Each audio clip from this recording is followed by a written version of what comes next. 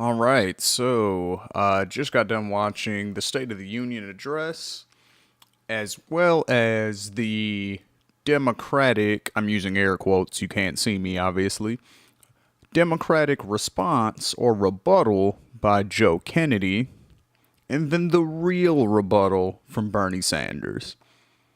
So, I'm not really going to discuss too much about the actual speech. I'm pretty sure everybody listening to me pretty much agrees that it was just a bunch of bad Republican right wing ideas mixed with a bunch of war rallying and faux support for the troops. So I'm not really going to talk about that too much. Everybody I'm pretty sure we're all on the same page with that. What I want to talk about was the amount of support that the Democrats were giving to Trump. Did anybody else notice this? I know Jimmy Dore noticed it because I was watching his live stream during the speech. I know Steph and Ron noticed it. Did anybody listening to me right now notice that? That was sickening. Literally everything Trump said got a standing ovation. Whatever, I expect that from the Republicans because, that's their guy. What I'm really confused about is why so many Democrats were standing and cheering along, giving them these standing ovations. I saw Chuck Schumer standing many times. Pretty sure I saw Nancy Pelosi standing up. Saw Elizabeth Warren standing up. Ridiculous. Like, what? This is the resistance, though, right, guys? Okay. Let's get into it. So, I just want to say that, okay, first of all, Nancy Pelosi instructed her caucus not to walk out during the speech and not to verbally protest during the speech. Like the Republicans did to Obama in 2009 when the guy yelled out, "You lie," in the middle of everything. Or in the middle of the speech, rather. Don't do that. Don't be like the Republicans, even though what they do works as far as getting their shitty goals accomplished. Remember when the Tea Party wasn't a thing? Remember that? I remember that. And I remember when they were a really small caucus. And for some reason, the whole country moved right. Weird. Weird how their tactics work. So, Nancy Pelosi says, if you plan on walking out during the speech, don't even come. Do not verbally protest anything he's saying during the speech because it's going to ruin our rebuttal. Then Joe Kennedy's dumbass gets on TV. He's in a high school auditorium, literally. And what does he do? Platitudes, cliches, Trump is bad. He's racist. Everything he's doing sucks. We need to do better. Doesn't say how we need to do better. He says we need to help workers. Did he discuss a plan for helping workers? Nope. Did he mention getting out of the wars? Nope. He says he wants to make education affordable. With the $80 billion that they just added to the military budget, which most of the Democrats signed, including Elizabeth Warren, which is why she was standing up applauding Trump, that could have paid for free college for the entire country. Matter of fact, I'm pretty sure that the plan only cost like $63 or $64 billion.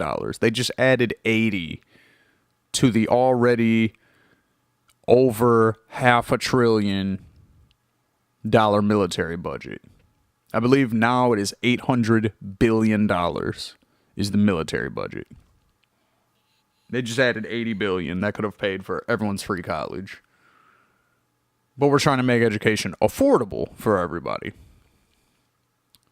Medicare, we want to make healthcare affordable for everybody. Not Medicare for all, though. Affordable healthcare. What does that mean? What does that mean? I don't know what that means. I know what Medicare for all does. That guarantees that it's affordable for everybody because it comes right out of everybody's tax dollars. So if you pay taxes, then there you go. Jobs program. He wants to help people with their wages. He says he did use the words living wage. What is a living wage? Doesn't say.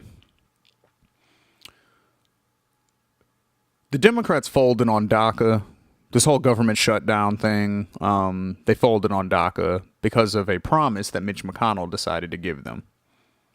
They're giving Trump the wall. Check their tweets. Check their, the news segments that they've done, where they've done interviews on cable news. Meanwhile, Bernie Sanders, he comes out, solid plans. He says he wants to strengthen pensions. Okay, that's a way that you would help out workers. He says he doesn't want to privatize infrastructure, rather increase government spending over a 10-year period. Not only will that upgrade our infrastructure from the current grade of D+ that it is to hopefully a B or better, but that would create a lot of jobs, which would ultimately help workers. Sounds like a good idea. He's in favor of Medicare for all. We just discussed that. Bernie said he's in favor of a Green New Deal. Getting off of oil and coal. By the way, if you watched the speech and you heard Trump say, beautiful, clean coal, that's not a thing that exists. There's no such thing. So Bernie wants to go to a Green New Deal using wind, water, and solar energy, which is, by the way, unlimited. No chance on running out of that. The sun's not going anywhere. We have the majority of the planet is ocean water. There's ways to use that to our advantage. Wind, that's not going anywhere. These all seem like reasonable ideas to me. I don't know. I don't understand what the problem is. $15 minimum wage. Well, okay, so living wage, not really an ambiguous thing. 15. That's a lot more specific. I like that. Free college. Yeah. That'll guarantee that college is affordable. Again, the $80 billion that we just added to the military budget definitely would do the trick. Plus some. Something not discussed often enough, in my opinion, universal child care. See, so here's the difference between Bernie Sanders and the Democrats. I'll start there. Bernie Sanders has actual ideas that have been proven to work in the past in our country, and they've been proven to work in the past and in the present in every other modern nation, essentially. Every other modern nation has free college, Medicare for all.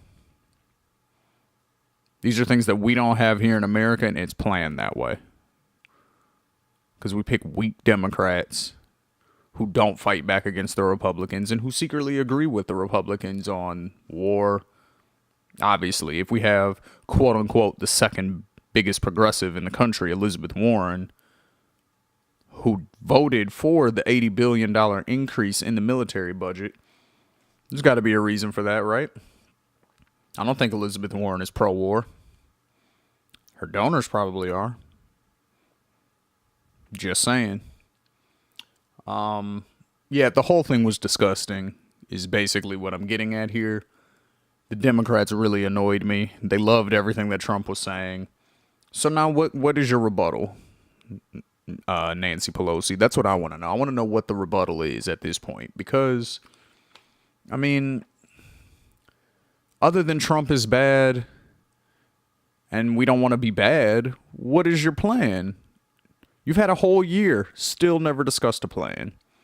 Why is Bernie Sanders the only person, the only national politician discussing actual plans from a left-wing perspective? It's really disgusting. State of the Union, basically exactly what I expected, because this is the current State of the Union. Democrats and Republicans, basically the same party, which I call the money party. And you have the occasional outliers like Bernie Sanders, like Tulsi Gabbard, like Ro Khanna, like Brianna Westbrook,